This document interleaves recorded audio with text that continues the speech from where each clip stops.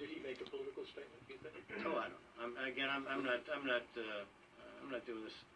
I'm not, Inspector Clouseau with some little magic. Don't worry about that. I know you don't want to set any artificial limit, but now that the investigators have had a chance to get a bit of the lay of the land, can you set any kind of rough time frame now for the length of the investigation? No. No. Simple question.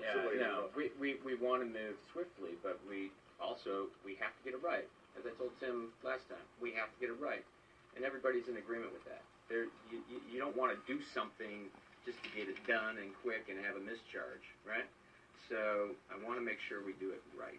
And that's what the edict is to my investigators and our team. And Andy, he's on the same mantra. What's the used process the term like optics of... a few moments ago. Why not take yourself out of this? Why not name Todd Flood a special prosecutor? You remove yourself as the gatekeeper of this investigation. You got it wrong, respectfully. And the fact is, we've, in the Department of Attorney General, going back decades, back to the days of Frank Kelly, we put independent legal teams on certain issues separated by an ironclad firewall. We've done that since the days of Frank Kelly. I don't care whether their name's Kelly, Granholm, Cox, or Schuette. We've done that in the past, and most recently in the Detroit bankruptcy, where we had a team of lawyers on one side working with me, where I defended the pensions of cops and firefighters, and on the other side we had a team of lawyers separated by an ironclad firewall representing the governor and other departments of state government. I am the lawyer for the citizens of Michigan, period. That is my job. I'm going to do that job. I'm a separate constitutional office. I do not work for the governor. I have this privilege to serve as Attorney General, and I am the lawyer for the citizens of Michigan, and that's why I set up this independent investigation with a special counsel and a chief investigator, 2 quality investigators to work on this with me. There is a separate legal team, Jim, headed by the Chief Deputy Attorney General Carol Isaacs and the Chief Legal Counsel Matthew Schneider that will represent the governor and other departments of state government. So I'm doing my job, period. So are you saying it's physically not possible for you to do that, or is this a decision you've made? I'm doing my duty. My job and the Constitution. So it's a decision you've made. Excuse me. It is a decision I made. It's my duty as Attorney General to represent the citizens of Michigan. It's my constitutional duty, and I'm going to fulfill it. Jim, and if I may, that's exactly where I signed on under that condition. I only signed on under that condition. 2, could you imagine, just think for a moment, I'm going to do an investigation with 2 of the best. We're going to make recommendations. If we go to a grand jury, we have whatever tool at our arsenal because we have them all. Could you imagine that public document someday where we endorse a charge or a non-charge, and he has to answer to it, my boss, the gentleman that I talk with every day, he has to say, we're not doing that. The scrutiny of you would say, are you out of your mind? So here, today, I promise you, we're going to put together a great report and a great investigation. Assuming that that's made public. Ultimately, someday I will.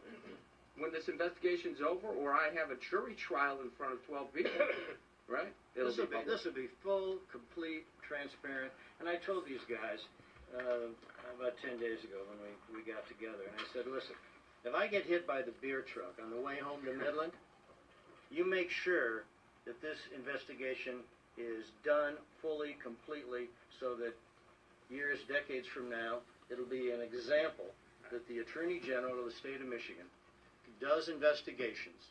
Whether the governor is a Democrat or a Republican, it is we do our job, period. And in the spirit of that, where's the Courser Gamma investigation that you've had now, 4 months plus? Well, when it's done, I'll let you know. Could you explain how important it is to get to the internal communications between the governor's office and the various bureaucrats that played it? Is that critical to this case? I think it's critical to get to all the communications of anybody who touched this at any time. So I'm not going to just focus on the governor's office or this department. I think once we start looking at those, as I said, Tim, you open a door and there's 3 more doors. That's going to lead us in a lot of different investigative directions. So I think your point is well taken. That is key, is getting those internal emails and text messages and memos that went back and forth. Those are key. All right, in that light then, have you guys researched the issue of executive immunity? Yes. Yeah. Yes? Yes. And what your conclusion comes. Well, you can't, and we've talked about this before, I think Nixon tried to get away with that, didn't he? Yeah, can't, can ya? So let's just simply say this, no one can get away from a crime.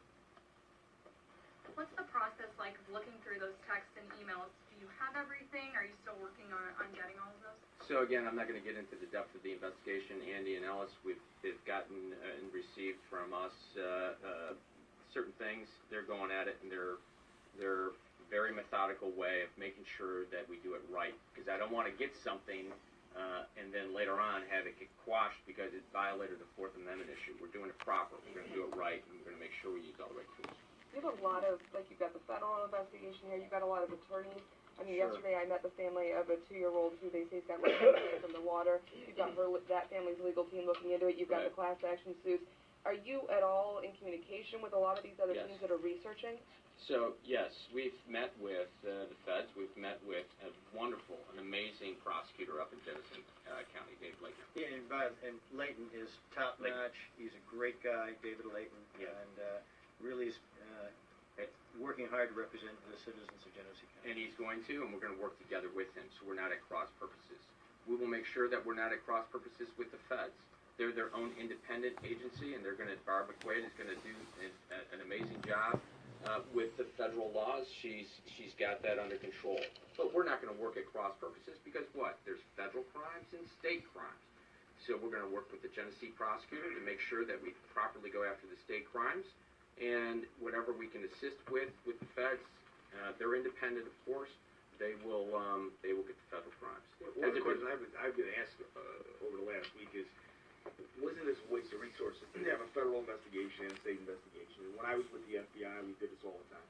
Basically parallel investigations. Because, as Todd said, we've got tools in our tool bag that they don't have, and vice versa. And there are certain things that may fit better with us. So this is nothing new to me. This is when I was with the FBI, we did this all the time. I don't see it as a waste of resources. I think it's really more of a marshalling of resources to focus on the same problem. I did want to touch real quick, though. You did mention something that's dear to me, because I've been to Flint now twice, and you just mentioned a 2-year-old that's got lead poisoning. That's my client. That's the proverbial client. That's our citizen. That is who we represent, is these people that are victims of this. And that we need to make sure that we're in touch to understand their circumstances, what happens to them, their injuries, right? And it's counterintuitive, but Michael Pitt, Jeffrey Feiger, all of them, I've filed on behalf of them in the civil arena. We're not at cross purposes with them on my side of this equation because they're representing a civil suit for getting money damages. And they have to prove up their case. I have to prove, through this investigation, if there's a crime, I have to charge that, and potentially also a civil one. So we may parallel certain tracks. On the other side of the V, people that are being sued, like the DEQ and the governor and all those, I don't deal with them. I'm not working with them. So my efforts are not with them. So to answer that question, the victims, those people are very, very important to us. You talk about money. Back to your earlier question, you declined to update the course of camera. What about this case makes it unique that you have done a week of editorial board meetings now and another precedent today? Just because we were getting so many questions, and we wanted to be, up front, in your face, and taking your questions, and no trepidation about it whatsoever. We've been getting so many calls and questions. We thought, well, let's take them, and we'll answer as best we can. One of the questions we've been asked is, Then back to Rick. why are you coming out of retirement to do this? My career with the FBI, I ran the pet bomb, the 9/11 investigation, the largest criminal investigation in the history of the United States, the largest public corruption investigation in the history of the FBI, Youngstown, Ohio, the City Hall investigation, underwear bomber in Detroit. But what would draw me out? This is the biggest case in the history of the state of Michigan. If you think about it, this is the biggest case in the history of the state of Michigan, right? And that's what draws us to this, is to get these people their answers as Todd said. These people are victims. That's who we represent. And so, you know, why is the Attorney General here briefing him? This is the biggest case in the history of the state of Michigan. And I think, like that, one of the things you talk about when they say independent, we're building an entire investigative apparatus outside of state government. They have no control. I have faith in this man. I've been knowing him for over 20 years. He has faith in that man. We have faith in this man. His word is, we're going to be able to do our own investigation. Unbiased, no influence. I trust him.